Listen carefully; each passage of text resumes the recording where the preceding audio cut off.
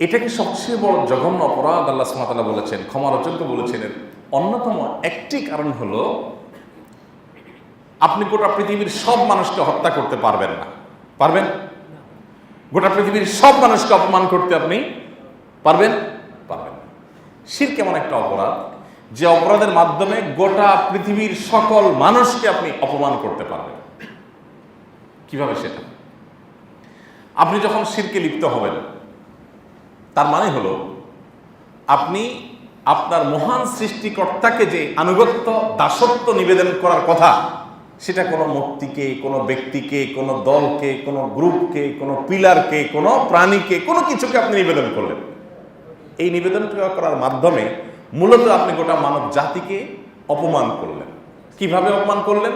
কারণ মানব জাতিকে আল্লাহ তাআলা বলেছেন, ওয়ালাকাদ কাররামনা বানি আদম, আমি আদম সন্তানকে, মানব জাতিকে সম্মানিত করেছি, মর্যাদা দিয়েছি। এই জন্য সে জাত্তার গোলামি করবে না। সে শুধু গোলামি করবে কার? আপনি অন্য আল্লাহর একটা সৃষ্টির গোলামি করে এটা আপনি পুরো মানব জাতিকে মূলত অপমানিত করেছেন। কারণ মানব জাতি কোন সৃষ্টির গোলামির জন্য তৈরি হয় নাই, সকল সৃষ্টি মানব জাতির জন্য তৈরি হয়েছে। আর সে গোলামি করবে শুধু কার? আল্লাহ। কিছু লোক আছে না, যে ধরেন প্রধানমন্ত্রী, প্রেসিডেন্টের এমন কাছের কেউ, এমন গুরুত্বপূর্ণ চেয়ারে থাকা কোনো লোক, যিনি আসলে প্রধানমন্ত্রী ছাড়া কাউকে তার খুব বেশি গণার প্রয়োজন নেই। আছে না এরকম কিছু চেয়ার? সেই চেয়ারের লোক যদি অন্যদেরকে সেম আনুগত্যটা নিবেদন করে, তাহলে ওই চেয়ারটার জন্য, ওই চেয়ারে যত মানুষ বসে সবার জন্য সেটা অপমানের কিনা বলেন? এই কথাকে আমরা এর আগে আরেকটা এক্সাম্পল দিয়েছি। ধরুন একটা জনসমাবেশ চলছে, সেখানে দেশের, রাষ্ট্রের বা সরকারের প্রধান আসবেন, বড় একবার দেশের সর্বোচ্চ পদে থাকা ব্যক্তি আসবেন। ওনার জন্য একটা চেয়ার রাখা আছে, একটা ফুলের তোড়া রাখা আছে স্টেজে, উনি আসবেন। পাশে যদি আরেকটা চেয়ার রাখা হয় এবং সেই চেয়ারটা ওই এলাকার একজন চৌকিদার, তিনিও মানুষ, তিনিও আল্লাহর বান্দা, তার জন্য রাখা হয়, এবং তার চেয়ারটা এর চেয়ারটা দুইটাই সমান, তার ফুলের তোড়াটা এটা দুইটাই সমান, সমান হারে সম্মাননা প্রদর্শন যদি করা হয়, এতে রাষ্ট্র বা সরকারের সর্বোচ্চ পদে থাকা ব্যক্তিটা ওই স্টেজ থেকে অপমানিত হয়ে স্টেজ ত্যাগ করবেন কি করবেন না?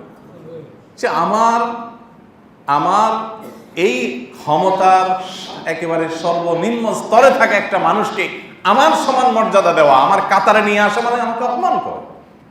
শিরকের মাধ্যমে মানুষকে স্রষ্টার গোলামি করে মানবতাকে অপমান করা হয়, এটা মানবতার সাথে যায় না।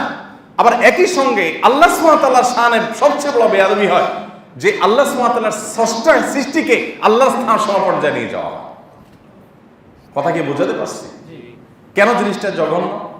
আপনি যদি অন্য কোনো আল্লাহর একটা নির্দেশকে লঙ্ঘন করেন, তাহলে এত বড় অপরাধ হবে না যত বড় অপরাধ হবে আল্লাহকে যদি, আল্লাহর সৃষ্টিকে যদি আল্লাহর পর্যায়ে আপনি নিয়ে বসান, তত বড় অপমান হবে। কারণ আল্লাহর সৃষ্টির সাথে স্রষ্টার কোনো তুলনাই চলে না। মানুষের তুলনা হতে পারে, প্রধানমন্ত্রী আর প্রেসিডেন্টের সাথে একজন চৌকিদারের তুলনা হতে পারে, তিনিও মানুষ, ইনিও এই দিক থেকে তুলনা হতে পারে, কিন্তু তারপরেও সেটা পৃথিবীর কোনো সমাজ, কোনো মানুষ গ্রহণ করবে না, এবং সেটা কখনো সঠিক বলে বিবেচিত হবে না, এটা তার জন্য অপমানকর হবে। তাহলে আল্লাহ মহান সৃষ্টিকর্তার সাথে তার সৃষ্টিকে যদি আপনি শিরক করেন, সেটা কত বড় অপমানজনক হতে পারে।